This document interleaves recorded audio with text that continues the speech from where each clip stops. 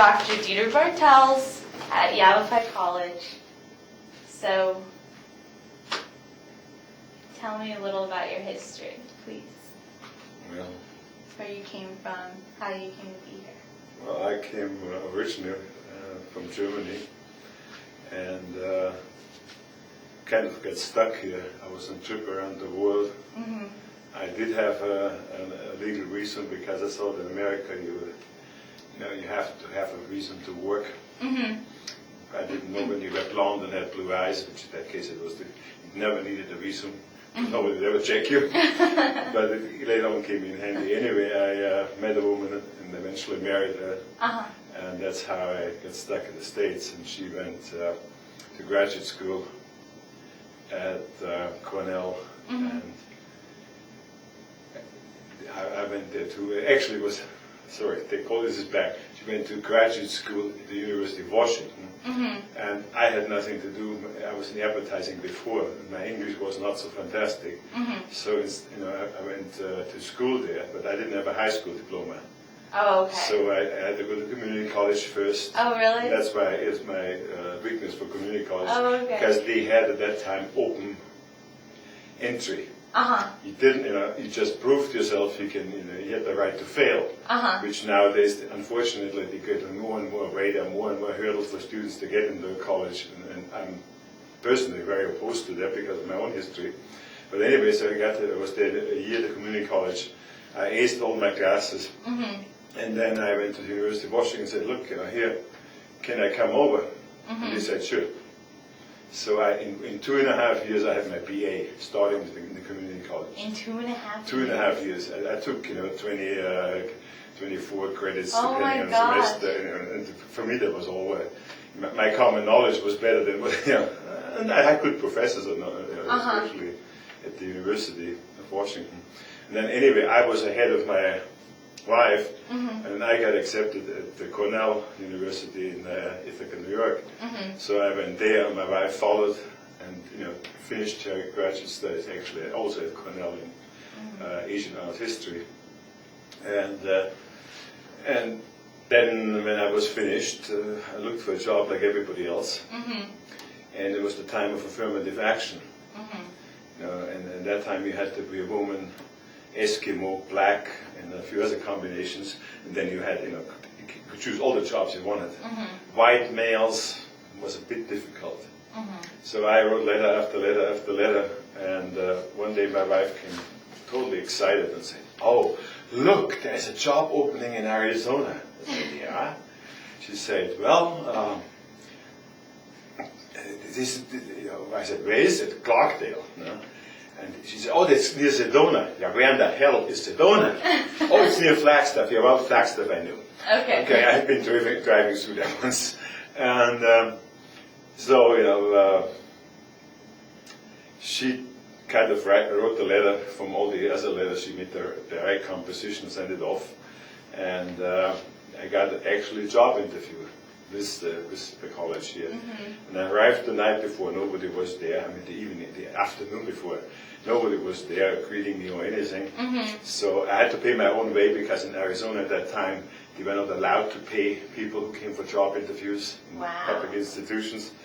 And so I came up here, they had reserved a hotel room, but I was on my own, and I went into a restaurant and I wanted to eat something local. So I ate barbecued beef. What a mistake. It looked horrendous, and it tasted exactly the way it looked.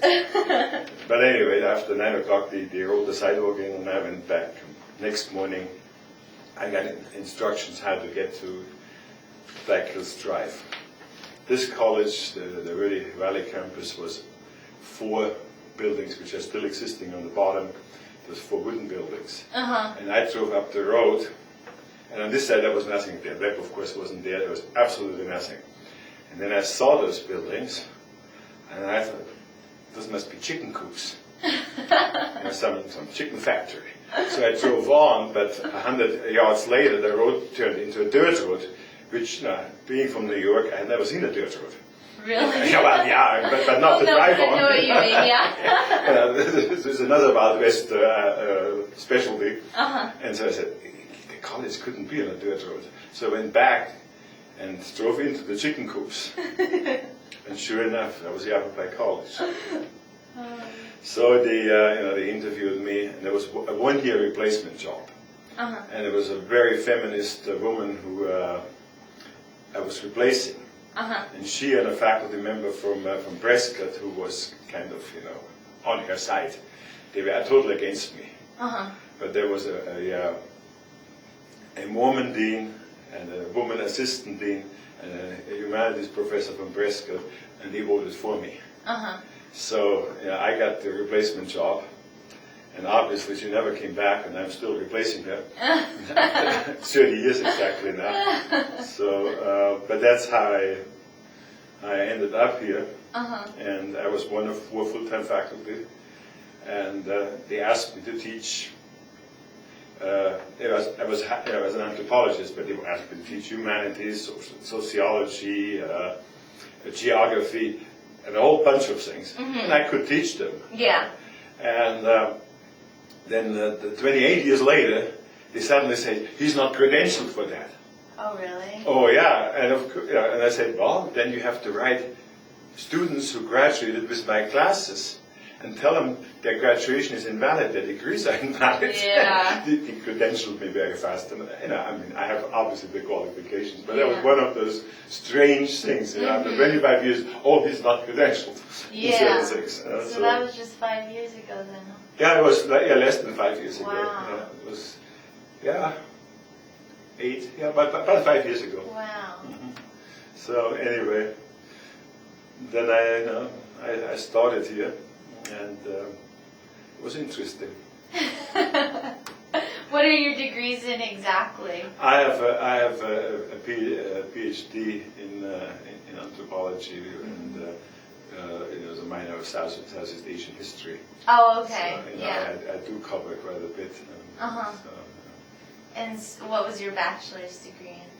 It was also anthropology, but mostly archaeology. Oh, okay, that's cool. Because my wife wanted to become an archaeologist, and that was 40 years ago or so. They told her women cannot become archaeologists. There's no chance for them. Oh no. And so that was her dream, and so she tried me to fulfill her dream. It's like those people who have their little girls go to the Olympic Games, ice skating. Yeah. And so I was the little whatever. But I was once in a big conference. Actually, the Anthropological Society has this big thing, and it happened to be in Seattle. And I went into this one meeting, which was local archaeology, and I was interested in that. And there were about 60 people in there smoking. Nowadays, the room was one big cloud. And they were arguing about arrowheads, how many serration an arrowhead has. Is this a new culture? Is it a subculture? It doesn't mean anything. For hours it went on and on like this, and I got so disappointed. I said, for me archaeology is imagination. And not arguing about serrations of arrowheads. By the way, they don't call them arrowheads, they call them projectile points. Oh, okay. I used it on purpose, that word arrowhead. So anyway, I walked out of that meeting and I said, I don't like dead people anyway. So I became a cultural anthropologist because then I deal with live ones. And I never have recorded in my areas, Indonesia and the Netherlands. So how long did you do that, your studies in Indonesia? I'm still doing it. Well, for my dissertation, 2 years. Yeah. Okay. I was 2 years in the field for my dissertation. Oh, okay, so that was... I've been in Indonesia ever since, and I've been to Holland almost every year too, and I do research in both places. And right now I make this documentary film about Moluccan children, exiled children in the Netherlands. Wow. So you just do it like in between semesters and stuff? Yeah. You see, I never taught summer school. First of all, they didn't pay enough. And now they pay decently. And for the first time, I'm trying. I don't know if it makes it, and if it doesn't make it, big deal. Oh, what are you teaching? I'm teaching online anthropology, cultural anthropology. I took that already. So. Okay. So, anyway, that's good. That's the first time But normally, I can't do that from Holland. No. It doesn't stop me to go. Yeah. So, well, that's good. But I have my film still, and so probably the first part of the summer I will be here anyway, so it doesn't matter. And do you ever share what you did for your dissertation and your research with the students, other than what you say in our class? Or in class, I shared in class, and of course occasionally I have a student who wants to go into the field and so forth. But I've written many articles, I've written books, and so in that sense I share. And I have a very decent website, I think, which has all my articles on it, which you can have there for free. And so. Well, that's cool. Okay, so back to the school. Yeah, right. It's more important to do my history. No. So, how many? So there was 4 faculty. Who were they? Tom Schumacher was the dean now. He was in charge of arts. Basically, it was pottery. Then there was an English teacher who was long gone. There was a painter. Again, the college at that time was mostly for older people who could take courses for free. And there was, the arts things. The painter only lasted 1 year, and then he disappeared. And who was the 4th one? I don't remember. Really? Yeah. So no Terence Pratt or Ginny Chanda were here? I was actually the committee hiring Ginny Chanda. Oh, really? Yes, and Terence came much after her. Oh, wow. So I'm the only one. Tom is actually I think 1 year longer here than I am. Oh, wow. So you're like. But I'm of active faculty. He's not active as a faculty. He's an administrator. I'm the oldest one, and I think maybe on both campuses. I'm not sure. Maybe not. I don't know about Jim Hinton over there, but there may be some over there. But this campus, certainly, I'm years ahead of some of the others. Wow.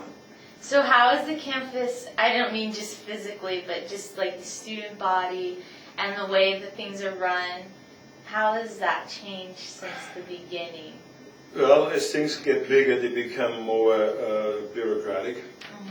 As I just stated with the rules, students before could just walk in, they take a course, and if they flunked it, they flunked it. That was their responsibility. Nowadays we have these English requirements, and we have this and that, an age requirement and whatever, and whatever the reasons for it is. I don't even want to even go into it. I just think the open campus type of thing, the open entry type of thing, is very important. And we have kind of slowly been moving away from this. You mean just us, or colleges in The college as a whole. We are, of course, you see, after the first year I was here, maybe, Mr. President, after the first year I was here, I said the Verde Valley campus should be independent, because there was always inequality, and under some administrations more than under others.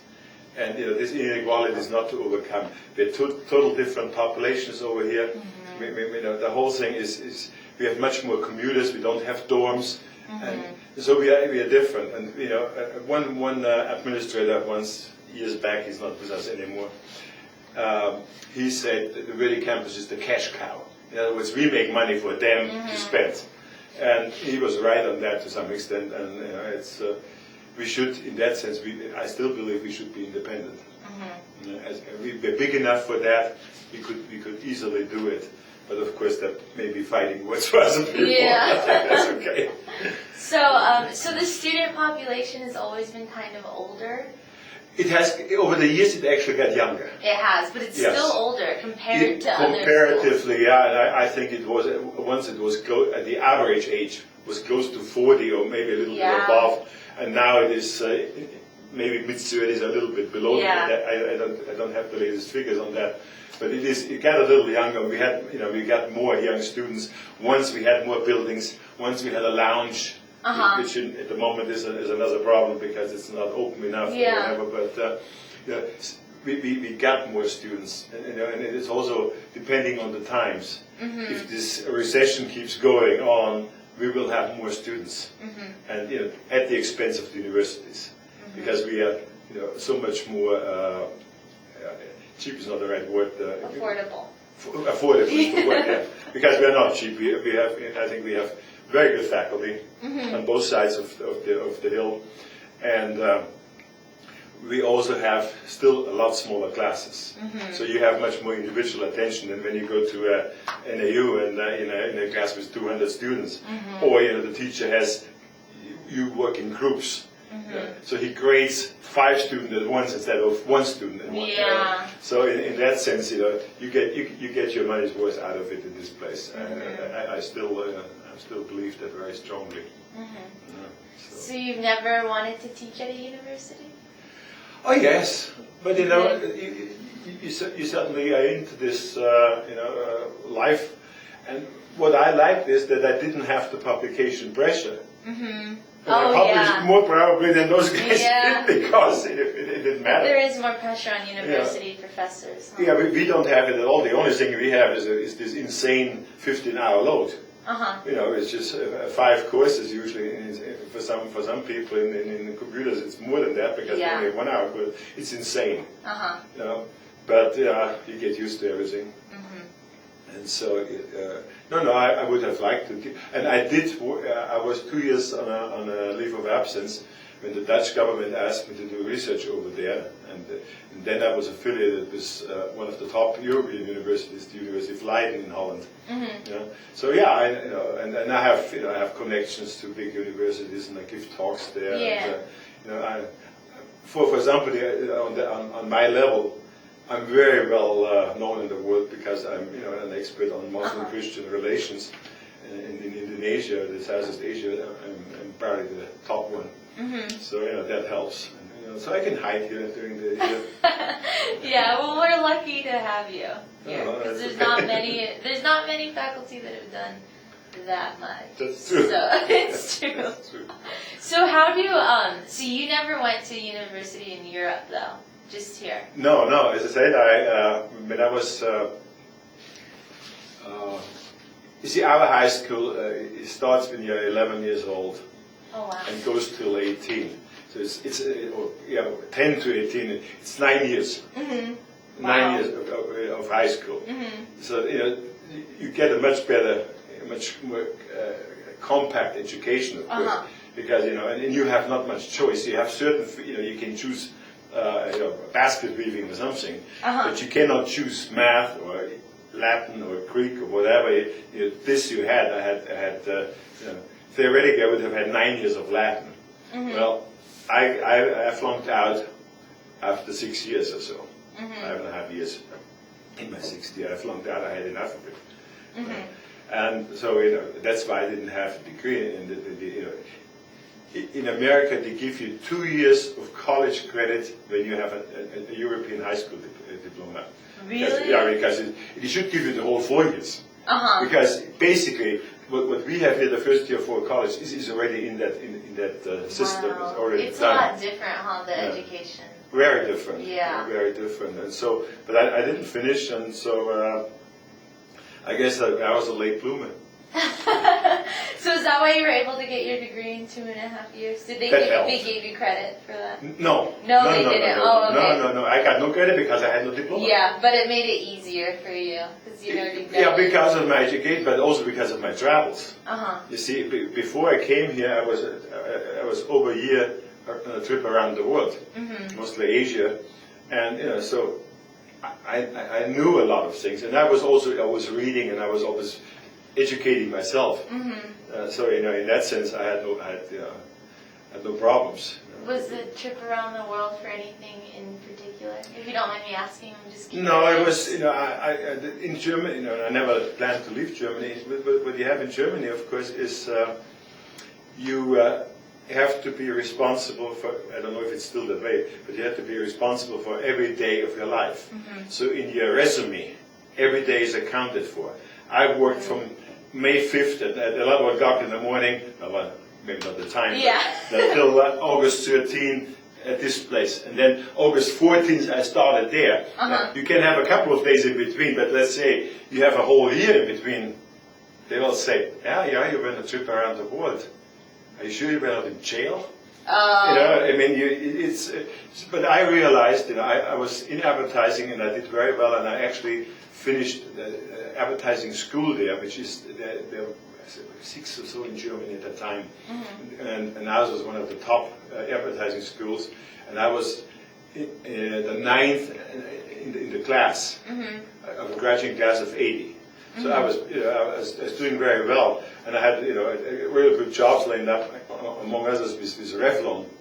Oh, really? Yeah, and that was after I came back. They were willing to wait for me for my trip around the world. Oh, that's cool. And but I never came back, so I guess the job was lost.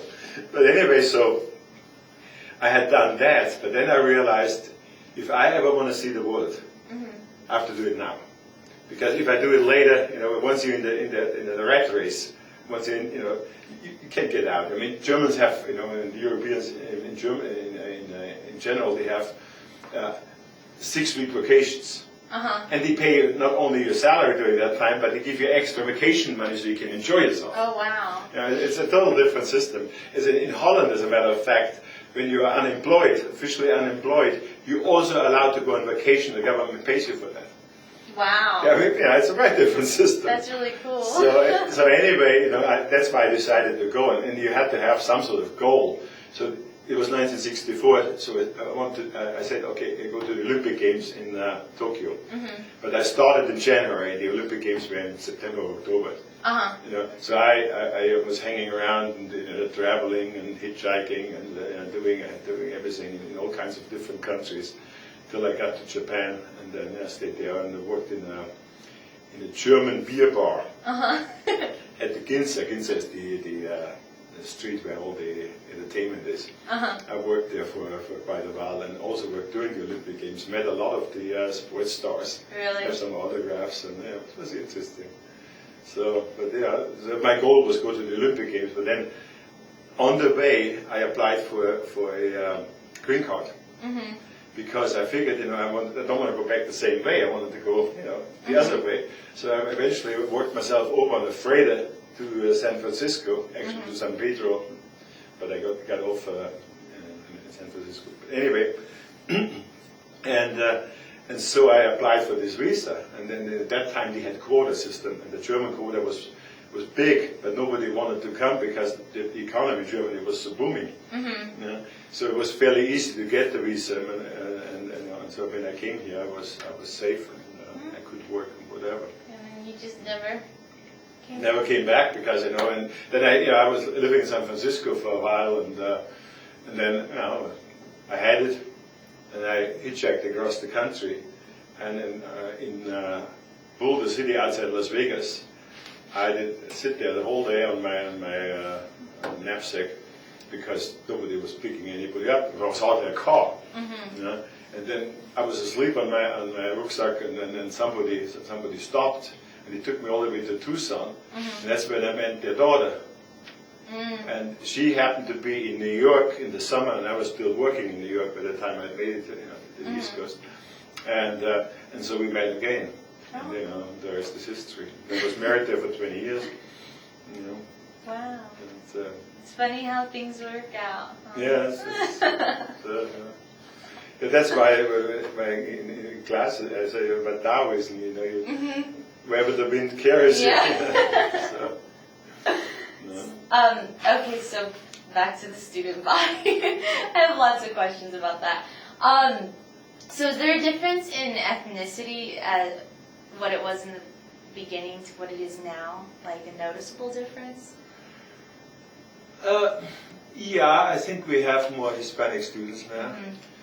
We have occasionally an Asian student, because, you know, some Asians moved into the neighborhood. Still, in terms of black students, there's hardly any. I don't know if there's one, right? Yeah, there's somebody actually from Africa, I think. Yeah, DeBoer. Right. I've had her in a couple classes. So yeah. But yeah, there was that change, you know, that more and more. And right now, when I look at my online classes and I read all these names, you know. Gonzalez, Islas, and so on, you know, of course, you know, but yeah, in general, it has not really changed dramatically, but it's nice to see minority. Also, I guess with the casinos, you get more Native American students. Yeah. And some of them are excellent, and some of them they take advantage of the money. Yeah, it happens. That's how it is with every group. Mm-hmm. So, what about gender differences? Well, I think that's a national trend. Right now, there are more students, more female students than more males at this college, but this is nationally the same thing. Really? And usually the work done, females right now are running circles around the guys for the most part. The attitude is different. They're more determined. And some of the guys, they're all just back and let things happen. So in that sense, that of course in the long run that will have huge implications in society. Yeah. There will be a time when you have a man screaming emancipation. You will see that.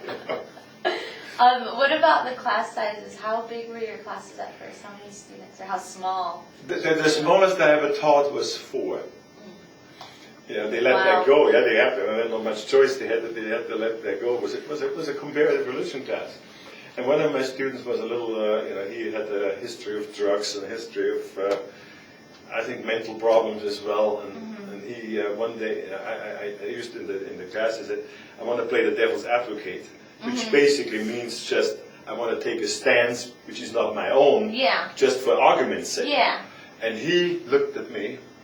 And he says, "Oh, if you mention the name of the devil one more time in this class, I'm leaving." Well, in the back of my mind it says, if he leaves, I'm losing 25% of my students. Because 1 out of 4. On the other hand, also in the back of my mind I said, I cannot let that go past. And I said, oh, here's the door. Be my guest. He stayed. And he sat through the whole course, and actually he became a pretty good student. You get those type of things. So that was, I was going to ask that. You've been around the world, you're well-traveled, and you've met a lot of people and done a lot of things. And you came here to Clarkdale, Arizona. Oh, the Verde Valley, and not only just the Verde Valley, but, a lot of Arizona, to a place where people are really sheltered. And can you see that in your students? I'm sure you can. Oh, yeah. Because I can even see it in some of them. And I'm not saying I'm not at all either. I'm sheltered too. But how is that teaching? Because I wonder, because I've read some of the stuff on our discussion boards, and I've read, and just on discussion boards in general in other classes. And sometimes how do you deal with that? Well, when I came, I remember people referring to blacks. In the rest of the country, it was blacks. What was now blacks, it was here they still refer to them as Negroes, and not necessarily meant it in a bad way. It was just they were so out of the national picture. And of course, we had lots of people moving in here from the Midwest and so forth who tried to escape some of the black emancipation we wanted, and so that was one thing. The other thing is, what I found out is that a lot of students really appreciated that I opened sort of the door a little bit for the work. And they oh my God. And so in that sense, I think I'm in the right spot. Yeah. Because I can do that. I can say, hey, here there's the world. Look for it. And they are sheltered. And unfortunately, I think the high schools have gotten worse. Maybe the whole system up to the high school has gotten worse too. And people just don't have any basic knowledge when they come here. Now we require, starting I think next fall or so, we require a ninth grade reading level. Ninth grade reading level is about 16 years old. I mean, it's 14. It's 14. Yes, you correct me. I know it was in the system. So and we have to require that because students just have not the knowledge. It's not that they're not intelligent; they're just as intelligent as the previous generations. But there's more of a motivational problem. But there's also a problem that they just don't have the knowledge. And, other things come in that the text messaging, the television thing. They are more distracted. And they're basically ignorant and quite, I think, quite consciously ignorant of politics and of their country. That's why, of course, things can happen. Like somebody can start a war because they know nobody cares. Yeah? Yeah, they can control that, because we don't have responsible citizens. And our task in high school, starting in high school, but certainly in a college, is to make you thinking citizens. Yeah, they talk about critical thinking. One of my colleagues, he was so excited. He said, "Oh, now we're teaching critical thinking." And that was some years back when that became the buzzword. And I looked at him and I said, I don't want to mention his name. I said, "Look, what have you been doing all the time before?" And I looked back and said, "I guess I taught critical thinking." Yeah, of course you did it, but somebody made it a buzzword, and then suddenly it became something. There's a whole group of people in universities who are professional educators. They don't really stand in a real classroom, but they come up with all these ideas. They have to, for survival, they have to write papers, they have to, and they come up with these buzzwords. Right now it's assessment. I can say that on camera. I think it's the most insane thing. When I give you a grade, I assess you. And I don't think it is my task is to be a good educator, yes. But then you should assess me for that, okay. But it is not my task to go beyond trying to bring my knowledge across. If you don't want to receive it, if you don't want to take part in a discussion board, I cannot force you. It's you who misses out. And if you don't make the goals, I should not be held responsible for it. No, you're not a high school teacher. And even in a high school, you shouldn't be. There's a point where you have to learn people to be independent. Yeah. Because life is eventually you on your own. And you cannot always, of course it's nice to have friends and family and whatever, but on the other hand, you have to make decisions. And one of the decisions you have to make is by using your brain, most of your decisions. And in the politics or whatever it is, economics, you have to make those decisions. Yeah. And, I see left and right people living on home equities. They live on it. That's how they buy their food. Yeah. And then what happens when the thing runs out? Yeah. And those are people who have not, who went through school dysfunctional. Nobody grabbed them. Nobody took care of them.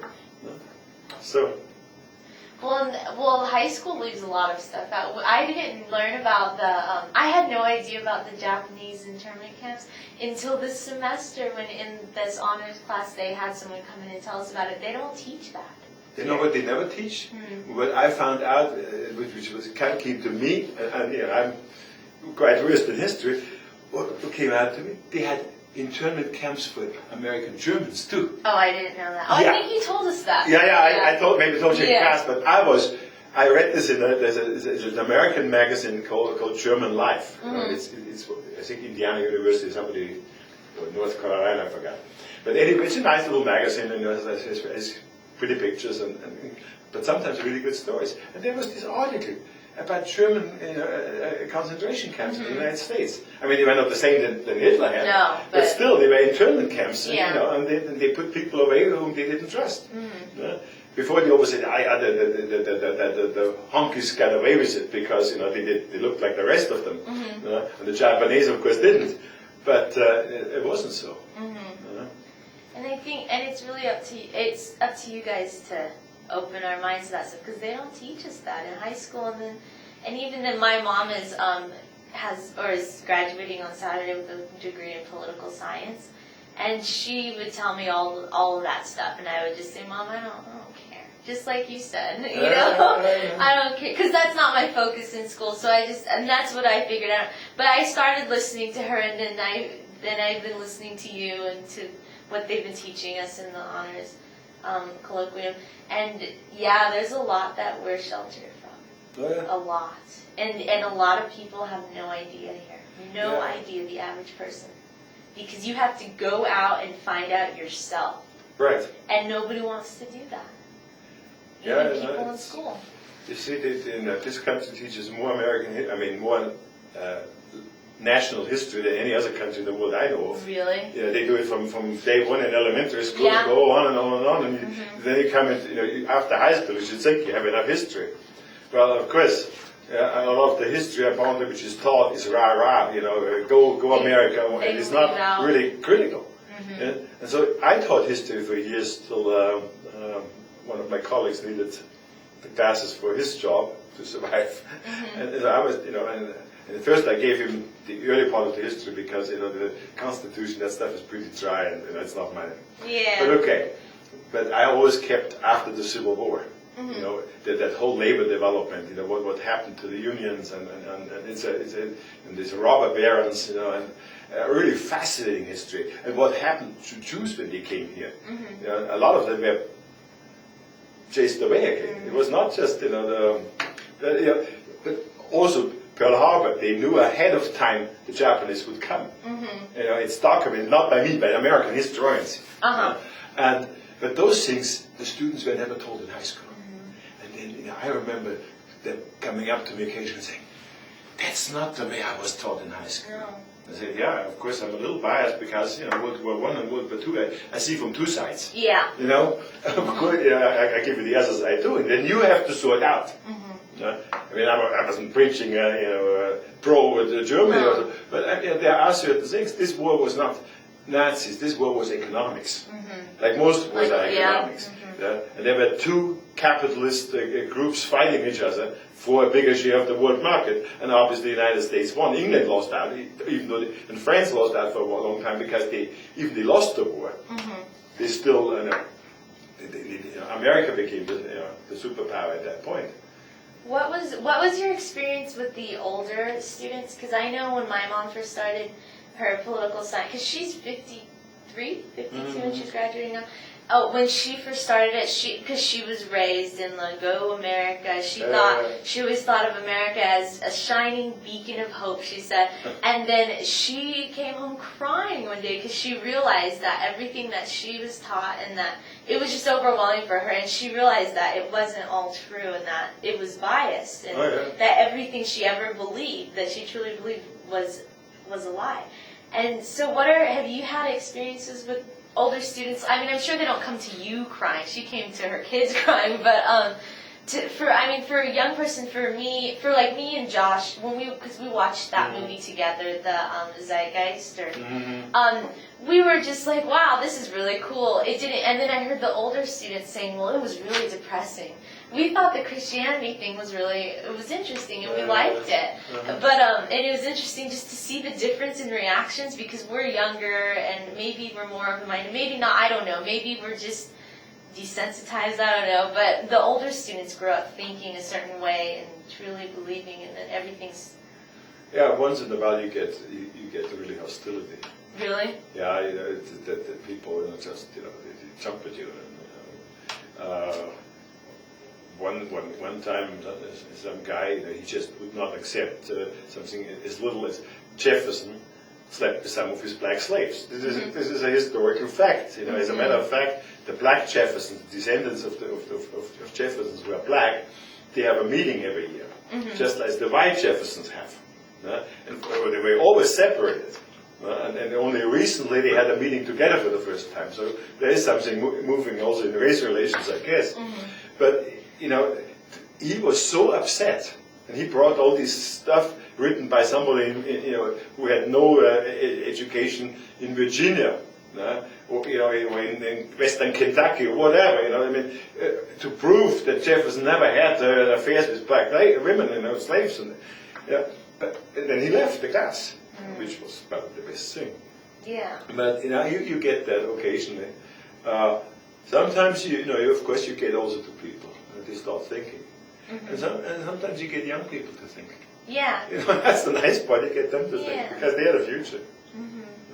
Because you teach the classes that you teach are different from like science classes because they Oh yeah. they change people's belief sciences. So. Yeah, I know. I don't. I'm not a missionary. In social sciences, humanities, you can be a missionary very easily.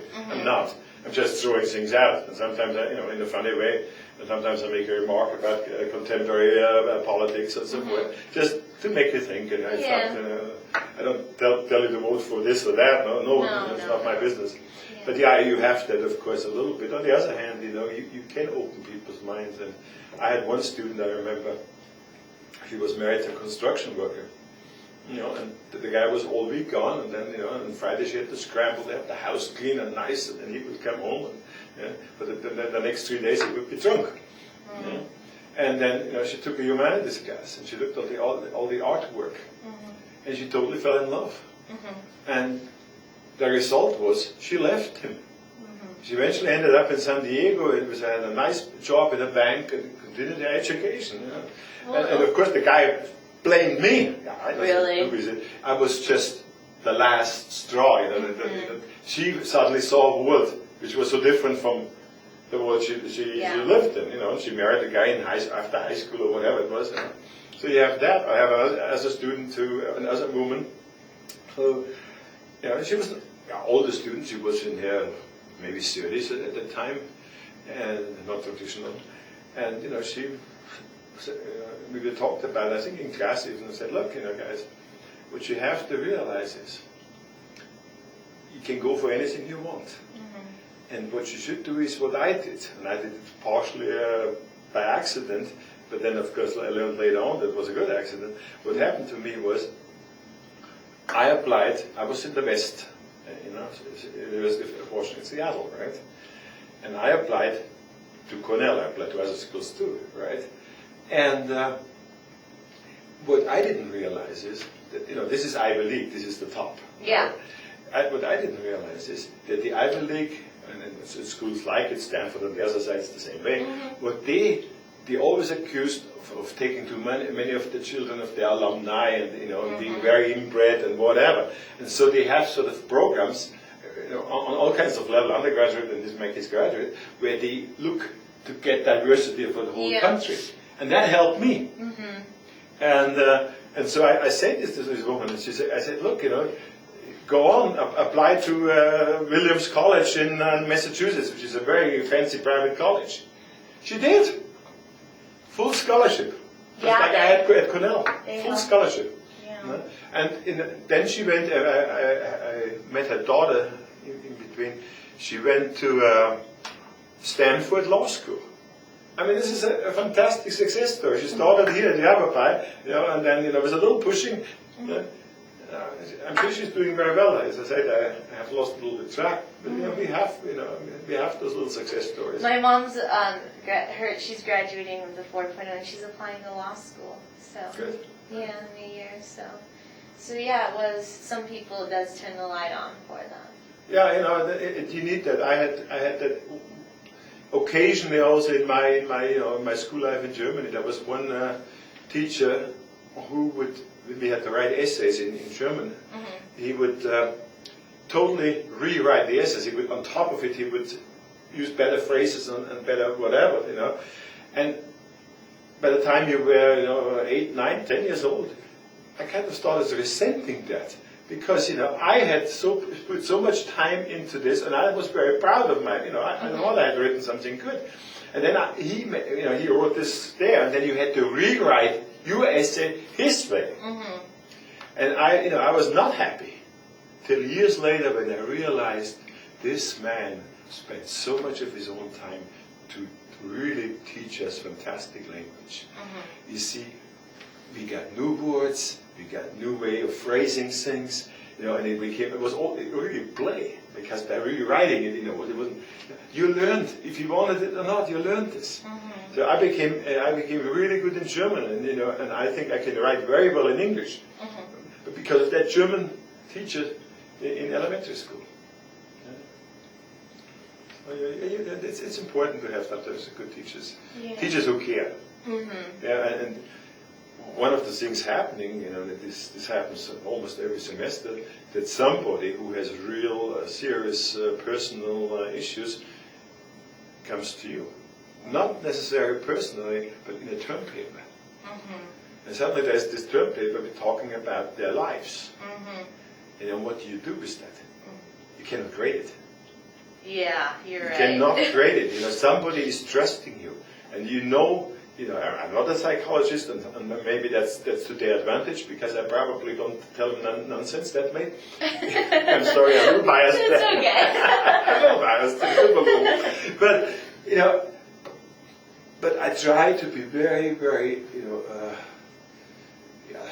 soft with them. Try to, and don't really try to give advice, but at least try to put things in perspective. Maybe you can look at it this way, that way, and whatever. And so far that has worked, but I can't grade them. So I give them an A, and that's it. Yeah, but, and in a way, probably they have learned in that class more because first of all, they cared for me. Mm-hmm. They cared for me because they cared what I taught them. Mm-hmm. So they learned something. Yeah. Yeah. And if this is a little extra on top of it, okay, it's fine. Mm-hmm. Yeah.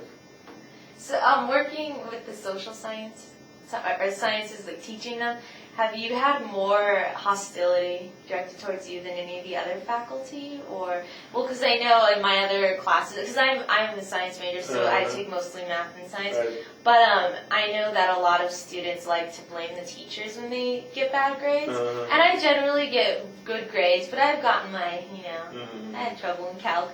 But I've never blamed the teachers. Do you get a lot of that? You see, that's another thing which has changed over the years. In 30 years ago, 20 years ago even, people would take their licks.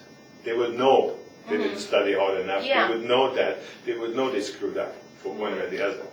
Now it is you. The expectation is you sit there and you get an A. Just because you show up. It's not the way it's going to be. No. And I always kept my classes on a level which, in any university, and I had many students come back to me and say, I'm so glad you were tough with us. Because when I went to NIU and I took the next highest level of, let's say, humanities, it was a cinch. I knew those things already, and I had the discipline to learn. So in that sense, no, you get more resistance, but this is part of this change in attitude, which really is a kind of a sad thing, and I don't know how we can overcome it if we overcome it. But So it's become worse. It's become worse. Yeah, it's definitely. A good student in my life class, a good student saying this is too much work. And it is not. It is not. But the thing is, I have gotten away from midterms and finals because you give basically the same type of midterm. I mean, the subject matter doesn't change. The questions change around, of course, from year to year. But it's the same thing like it was 30 years ago because since Plato died, not much has happened in ancient Greece, and we haven't found out much more. Things like this. But I would get a normal kind of range of students. Nowadays, and I always graded. I took the top score as my 100%, and then went down 90% from that. Yeah. Except when the top score was under 90%, then I used 90% instead of 100%. So I was always lenient. But even with leniency, the last couple of years, when I gave a midterm and a final, there would be C's and D's and F's. There was nothing higher than that. Really? Yeah. And that's why I got away. That's why I put this stuff on online and let you do it on your own. And you think, how can you miss not getting an A? I mean, the essays, of course, but even so, if you read the material, you gotta, it's not that difficult. Yeah. But. So do you think that's, I don't know how to say it, do you think that's making it easier? I mean, when we go to a university, do you think? If you did let yourself be pushed by some of the teachers you had here, yes, it will be easier. If you learned how to learn, if you learned a little bit critical thinking, in other words, read between the lines. Yeah. You open a magazine, Time Magazine. Time Magazine obviously has a bias. It's a capitalist paper. Yeah. But it has good information, but you got to read between the lines too. You got, like on the news, supposedly those people are neutral. I know. Yeah, and then it comes out, and you can see it by the little tiny remarks they make. Yeah, that they are either for Obama or for Hillary. Yeah, it comes out. Yeah? And you can slant those things. But you see, if you learn that in school, that you see the science, it's no problem. That's true. Then you can choose, and you can say, okay. I know someone that said to someone else that that's just what they tell you in school. You guys all, kind of like you guys all think the same with the political science stuff. Like, you know what I mean? Just being able to acknowledge that this country isn't perfect. And he was raised, he didn't go to college, you know, so he's like the average guy. Cause Do you still have film? there should be. Yeah. Okay. We have 10 minutes. All right. So anyway, yeah, you know, that's not true. You see, what I want to do is make you think. I don't want you to turn from a Republican and a Democrat or vice versa. I don't care what you are. No, but I want you to think whatever you are, yeah, and not take anything by face value. So, you see, there are people, they call themselves Republican, and they get, you know, poor people who call themselves Republicans, and they get royally exploited by the Republicans, and they never even think about it. And that's all I want them to do. Think, why is this happening? Is this really good for you? But, you know... I'm sorry. Did you ever take part in that Liberal Studies Corps Yes. program? Yeah. Yes, with Ewing and then Chanda. Oh, did you? See, Yeah. I took the Ewing and Chanda Right. for that.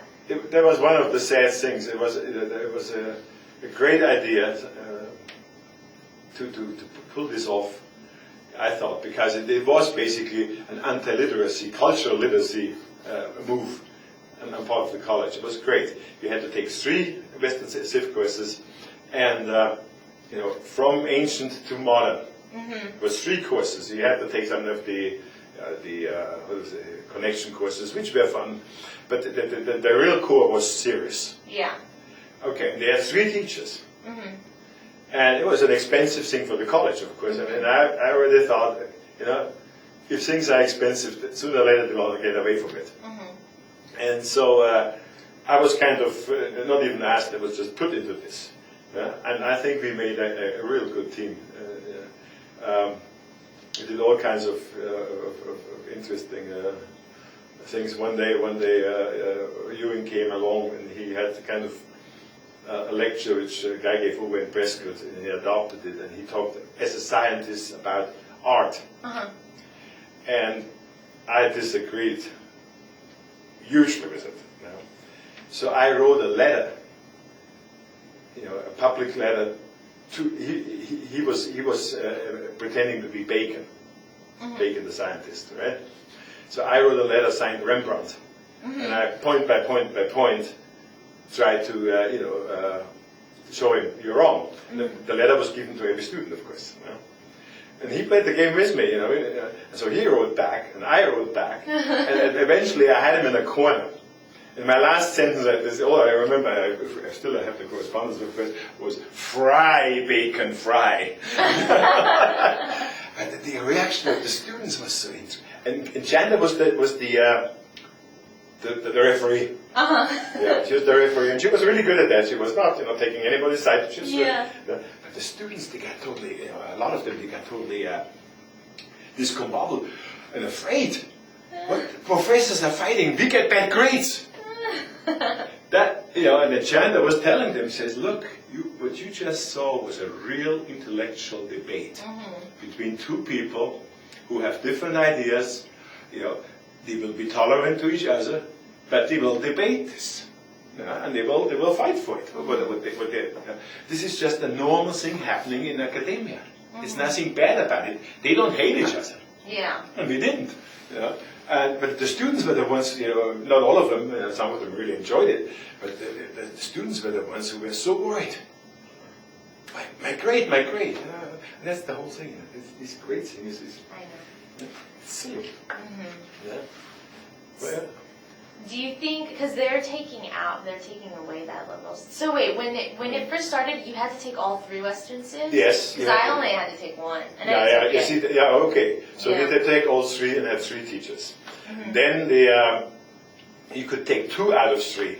And they only had 2 teachers, and that's when I dropped out because I wanted to do math and stuff. So there 2 teachers, but still 2 classes. So you could have antiquity and modern, and you missed the Middle Ages and the Renaissance. Or you could have the Renaissance and modern, and you missed the antiquity, which is, of course, all the basic stuff of Western Civ happens in the first part. So I mean, it became already meaningless, in my opinion. And then eventually you only had to take 1, and then they had this culture, what was it, human values, something or the other. Which I thought was a bunch of, the program was basically defeated.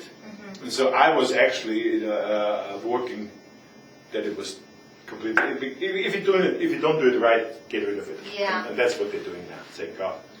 So you don't think we're missing out by doing Oh, you're missing out usually. Okay. No, I'm for the program. But not if you teach it, excuse my language, half-assed. And that was, it was compromise after compromise after compromise. Was it originally with the 3 classes and with the little Yes, credits? the connection courses, Okay, I think we're missing out by them taking away the connections too. That's right. Some of them, of course, were funky. I never taught the connection except for 1, and that was country western songs and social values. And I had people in there. They just took it because that you can take them any time during the semester. This one was in the middle, let's say, and somebody, I have time right now to take it, and they would come in. I hate country western music. And I actually, as a German, I like country western because because of if you listen to the songs, you hear a lot about the concerns of those people. That's true. And in that sense, and that's why I thought it was a very valid course, because we took the songs, we took the lyrics, and we took them apart and we looked at them, and in all kinds of ways. And I did it with Cosentino. I don't know if you ever had a class with him. He's an English teacher from the high school who's retired and taught for us. And and I was, of course, I'm always the more radical one politically. And he was high school teacher. He could not. Oh my God, you can say that. This is college. I can't say that. Yes, I've said it for 30 years. But that's and then students like that. And actually, I had people coming up and say, I still don't like country western music. It was a great course. Because now they understood it more. And you don't have to like it, but so the AIDS course, which they still teach, and I think they will keep going doing that. And that will not go away. I don't think it will just be there. And that's a good thing. And they also used, and there was very, very important to have different people. You see, you should have somebody more scientific, but you should have a humanities type in there. Who looks at it more from a cultural aspect and so forth. And I think when Golden and who knows else who taught this class, and I'm sure Jung, I think, is teaching it. Paul, I took it with Paul. Is he the only teacher now? Or? They took. No, well, when I took it, it was still Ginny and Paul, and that was. But it traditionally was like Barry Golden, who was teaching for us over here, and then he went to Prescott. He was a biologist. So you had a biologist in there, that's really cool. and a social scientist or a historian or whatever, But that was so much better. I bet it was. With the Western Civ, actually, we didn't have it, but a good scientist, a hard scientist would have been great.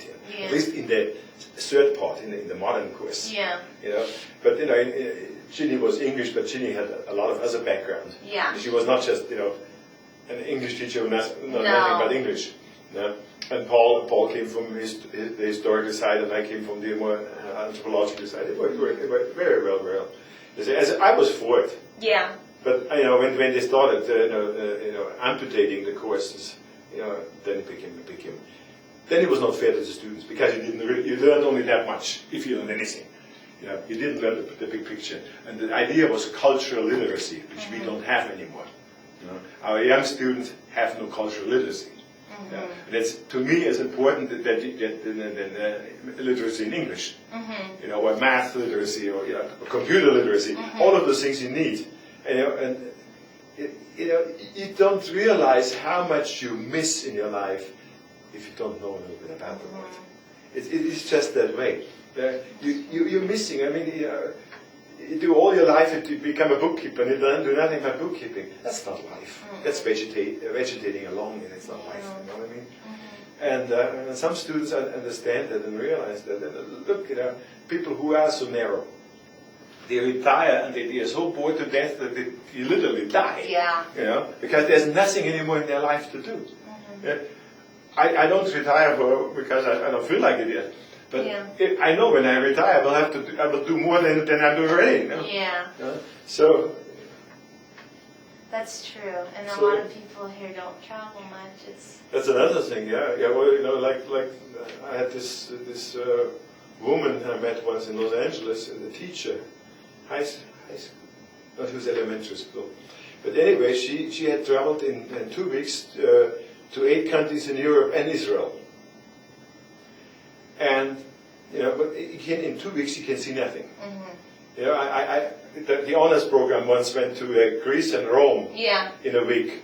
And they came back and the Colosseum was in Athens and the Parthenon was in Rome. They mixed everything up. And I didn't blame the students because you cannot get so massive amount of knowledge in a week or less, whatever it was. But anyway, this woman did 8 countries and Israel in 2 weeks. And of course, the Eiffel Tower was in London and but she did a study there. She collected toilet paper in every country she went to. And then she came back, she had it nicely in an album. And the whole point of her trip, this was not a cheap trip, the whole point of her trip was America is superior because our toilet paper is softer. The European and German toilet paper is, you could sand down furniture with it. Yeah, it's a little exaggerated, but it's hard, it is also ecologically better, because it's a lot cheaper and less, costly to produce it. But that's what she learned in 2 weeks of Europe. That's not traveling. No. It was funny, looking back, but it's not traveling. But even just maybe the social aspects of it, to see other people. I mean, it's not traveling, but I know we went to the city. We went to Manhattan for a week, and I don't know. I'm sure some people got more out of it than others, and I think I got a lot out of it for what we could do in a week. But okay, that trip I think was very legit. 1 week Manhattan. That's pretty decent for going to New York. That's not bad. That's a good start. You can always go back. Yeah. Okay, you had an advantage there. Yeah. You had probably some free time. You could also, on your own a little bit. You also spoke the language, kind of. They speak kind of funny English there, but some of them don't speak it at all. But at least you had that advantage.